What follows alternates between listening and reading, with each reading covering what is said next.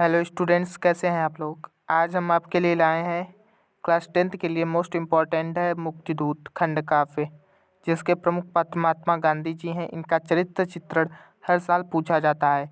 ये किन किन जिलों में पूछा जाता है आपने देख ही लिया होगा थंबनेल पर। तो इसको एग्ज़ाम में किस प्रकार लिखेंगे उन सभी की हम बात करेंगे। इसको लिखने का सही तरीका क्या है, कम समय में किस प्रकार लिखा जा सकता है, उन सभी बातों की हम चर्चा करेंगे। अगर आपको इसकी पीडीएफ चाहिए तो टेलीग्राम चैनल पर ज्वाइन हो जाइएगा, वहाँ पर आपको इसकी पीडीएफ मिल जाएगी।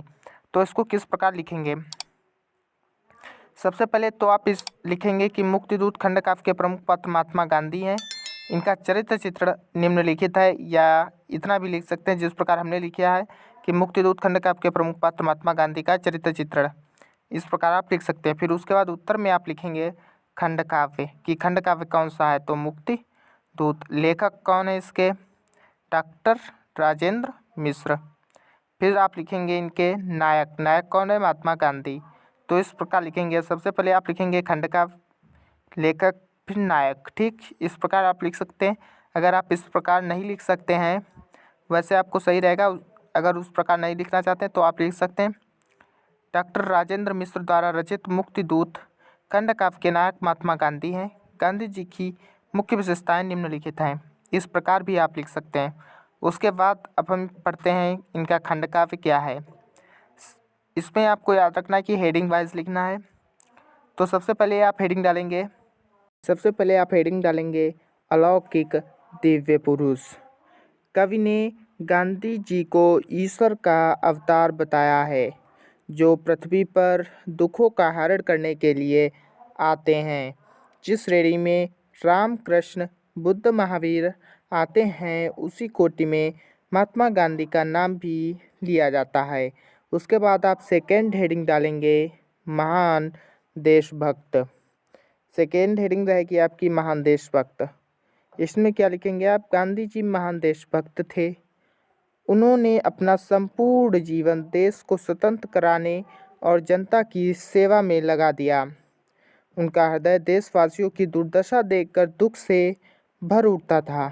उन्होंने जीवन की अंतिम सांस तक देश की सेवा करने का जो प्रण लिया था, उसे भली भांति निभाया। अंत में वे अपने देश के लिए मंगल कामना करते हैं और कहते हैं, ये आपको ज़रूर लिखना है, आप इसको ज़रूर लिखिएगा। बहुत बच्चे इसको नहीं लिखते हैं, आपको ऐसा बिल्कुल भी नहीं करना है। रहो खुश मेरे हिंदुस्तान, तुम्हारा पथ हो मंगल मूल, सदा महके वन चंदन चार, तुम्हारी अंगनाई की धूल। तो इस प्रकार लिखेंगे आप, रहो खुश मेरे हिंदुस्तान, तुम्हारा पथ हो मंगल मूल, सदा महके वन चंदन चार, तुम्हारी अंगनाई की धूल। उसके बाद आप थर्ड हेडिंग डालेंगे हरिजनोद्धारक। थर्ड हेडिंग रहेगी आपकी हरिजनोद्धारक। गांधी जी असहाय और दलितों के सहायक थे। उनकी दुर्दशा देखकर उनका हृदय वेदना से भर जाता था। संसार में वे सभी को ईश्वर की संतान मानते थे। उनका कहना था, जिन हाथों ने संसार गढ़ा, क्या उसने हरिजन नहीं गढ़े। तब फिर यह कैसा छुआछूत, किस गीता में पाठ पढ़े। उनका कहना था कि जिन हाथों ने संसार गढ़ा, क्या उसने हरिजन नहीं गढ़े। तब फिर यह कैसा छुआछूत, किस गीता में पाठ पढ़े। उसके नीचे आप लिखेंगे, गांधी जी साबरमती आश्रम में हरिजनों को भी रखते थे। आश्रम में प्रबंधक व दानदाताओं द्वारा विरोध करने पर गांधी जी स्पष्ट शब्दों में उन्होंने कह दिया था कि मैं घृणा देश की यह आंधी न चलने दूंगा न चलाऊंगा, या तो खुद ही मर जाऊंगा या इसको मार भगाऊंगा। तो इसको आप अगर 5-6 बार पढ़ेंगे तो आपको बिल्कुल याद हो जाएगा। आपको चिंता करने की ज़रूरत नहीं है कि इसको किस प्रकार पढ़ेंगे, बिल्कुल ही ये आपको याद हो जाएगा अगर आप इसको याद करेंगे तो। और बहुत अच्छा लगता है इसको याद करने में। उसके बाद आप फोर्थ हेडिंग डालेंगे आप हिंदू। इसमें आप क्या लिखेंगे, हिंदू मुस्लिम एकता के समर्थक। गांधी जी सांप्रदायिक भेदभाव के कट्टर विरोधी थे। उन्होंने स्वतंत्रता संग्राम में हिंदू मुस्लिम दोनों को साथ लिया था। उन्होंने हिंदू और मुस्लिम एकता का अथक प्रयत्न किया। वे हिंदू मुस्लिम को एक ही डाली के दो फूल समझते थे। उन्होंने ये भी कहा था, आप इसको एग्ज़ाम में ज़रूर लिखें, मुझे लगते हिंदू मुस्लिम एक ही डाली के दो फूल, एक ही माटी के दो रूप, एक ही जननी के दो लाल। मुझे लगते हिंदू मुस्लिम एक ही डाली के दो फूल, एक ही माटी के दो रूप, एक ही जननी के दो लाल। उसके बाद आप 5वीं हेडिंग डालेंगे मातृभक्त। मातृभक्त में क्या लिखेंगे? गांधी जी माँ के प्रति अगाध श्रद्धा और भक्ति भावना रखते हैं। माँ के स्वप्न में देखने पर वे सोचते हैं, यहाँ पे जो माँ की बात हो रही है वो धरती माँ की बात हो रही है।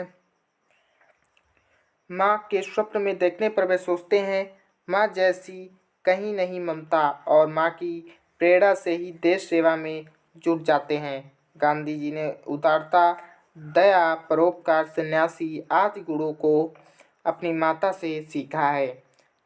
इस प्रकार आप लिखेंगे। उसके बाद आप 6 हेडिंग डालेंगे आर्थिक समृद्धि के पोषक। गांधी जी भारत की दीनहीन दशा को सुधारने के लिए स्वदेशी वस्तुओं का निर्माण एवं विदेशी वस्तुओं का बहिष्कार, खादी एवं चरखे का प्रोत्साहन, सादा जीवन, उच्च विचार की प्रेरणा, मादक द्रव्यों का त्याग आदि अनेक प्रयत्न किए। उनका कहना था, वो कहते थे, छोटा बच्चा भी भारत का है एक अगर नंगा भूखा, गांधी को चैन कहाँ होगा वह भी सो जाएगा भूखा। छोटा बच्चा भी भारत का एक अगर नंगा भूखा, गांधी को चैन कहाँ होगा वह भी सो जाएगा भूखा। उसके बाद आप लास्ट हेडिंग डालेंगे भारत के मुक्तिदूत। भारत के मुक्तिदूत में आप लिखेंगे, महात्मा गांधी ने भारत को अंग्रेजों से मुक्त कराने के लिए भारतीय स्वतंत्रता संग्राम का कुशल नेतृत्व किया। उनके 30 वर्ष के सतत प्रयासों से भारत की मुक्ति का स्वप्न पूरा हुआ और 15 अगस्त 1947 को भारत स्वतंत्र हो गया। तो इस प्रकार आप लिखेंगे मुक्तिदूत, जो खंड काव्य है, इसको, जो कि मोस्ट इम्पॉर्टेंट है आपके लिए क्लास 10th के लिए। तो अगर ये वीडियो अच्छी लगी तो वीडियो को लाइक कर दीजिएगा। अगर आप क्लास 10th के स्टूडेंट हैं तो चैनल को सब्सक्राइब कर लीजिएगा, क्योंकि कहीं ना कहीं आपको फ़ायदा ज़रूर मिलेगा। मिलते हैं नेक्स्ट वीडियो में कोई नए टॉपिक के साथ। तब तक के लिए जय हिंद, जय भारत।